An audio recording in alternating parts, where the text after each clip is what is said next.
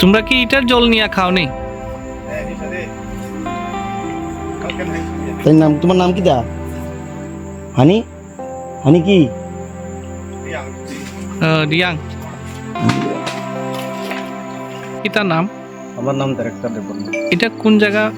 শিববাড়ি, শিবা শিববাড়ি 2 নং ওয়ার্ড, ঊনকোটি সড়ক। Unakoti ADC village. আপনারা জল নিয়ে কি সমস্যা আছে কোন তো?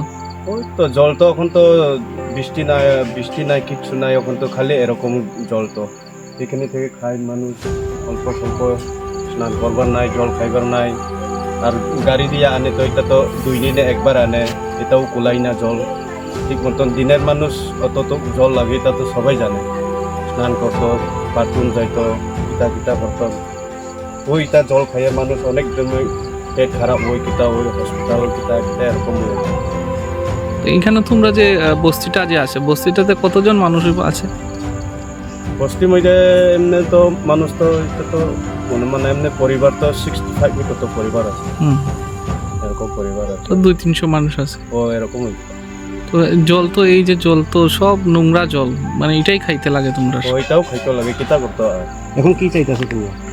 তো কিতা চাইতে হবে, খালি জল দিনের মানে 2 দিনে একবার না আইয়া দিনের আইলে তো একটু তো কুলাইব।